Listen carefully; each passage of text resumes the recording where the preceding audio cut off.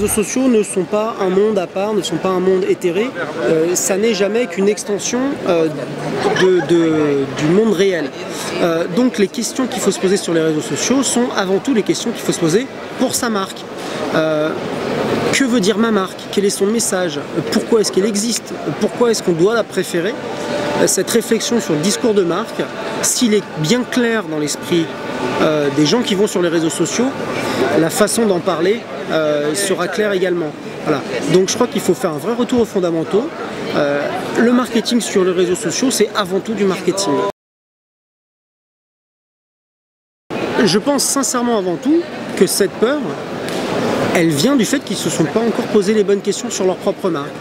Ça pouvait marcher jusqu'à présent d'avoir un discours de marque un peu flottant, puisqu'on maîtrisait parfaitement ces supports de communication. Une plaquette, personne ne répond à une plaquette. Personne ne répond à un stand sur un salon. Par contre, les gens peuvent répondre aux médias sociaux. Alors après, effectivement, il y a d'autres méfiances qui sont légitimes. D'abord parce que c'est nouveau, et je crois qu'on a toujours peur de la nouveauté.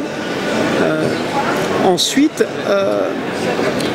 c'est vrai qu'on leur a fait peur. Peut-être que nous tous, les gens qui savons et qui pratiquons les médias sociaux, peut-être qu'on leur a aussi un peu fait peur. En leur expliquant qu'il fallait faire attention, en leur expliquant qu'il pouvait leur arriver des risques. On a encore entendu plusieurs fois dans la conférence le mot bad buzz. Voilà, je crois qu'on leur a peut-être fait peur aussi un peu. Mais avant tout, une marque qui a les idées claires sur elle-même n'a pas de raison d'avoir peur d'aller sur les médias sociaux. C'est compliqué le retour sur investissement. Je pense que les marques se posent pour les médias sociaux des questions que s'étaient pas posées sur les autres médias. C'est-à-dire qu'aujourd'hui,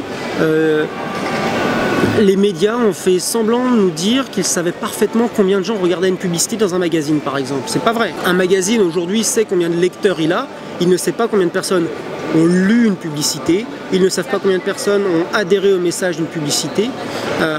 Donc ces questions que les gens ne se posaient pas sur les médias traditionnels, on est en train de se les poser sur les médias sociaux. La grande différence avec les médias sociaux, c'est que pour une fois, on peut parfaitement mesurer. On sait à l'unité près combien de personnes ont vu le message, on sait à l'unité près combien de personnes ont réagi ou interagi à ce message, l'ont partagé, l'ont aimé, l'ont commenté.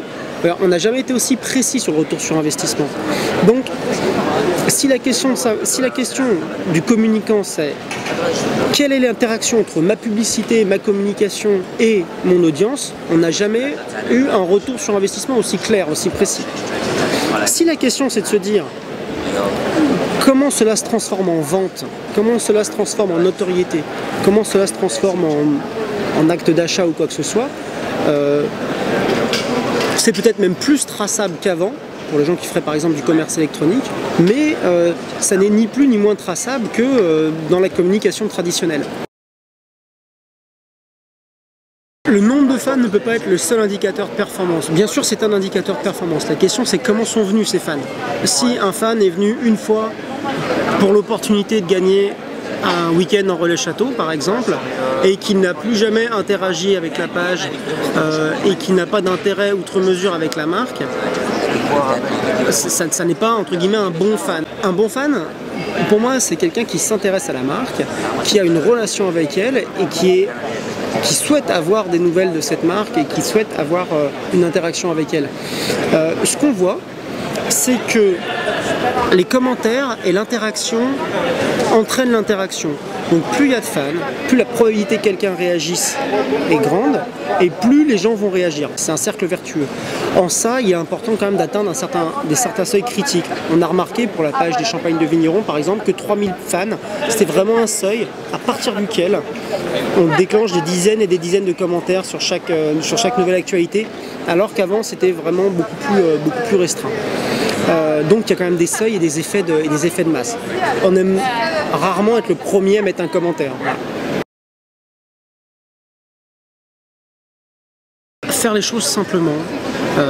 Chaque vigneron a déjà, à moins que ce soit vraiment un néo-vigneron qui ouvre son domaine, mais la plupart des vignerons sont implantés depuis longtemps, chaque vigneron a déjà une base de consommateurs installée, souvent solide, souvent très importante, en milliers, en dizaines de milliers de personnes.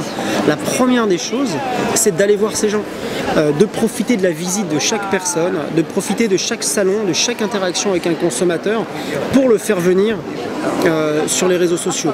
C'est pas la peine d'aller chercher des fans qui n'ont jamais entendu parler de votre marque par ailleurs, par les réseaux sociaux, en leur faisant gagner une voiture.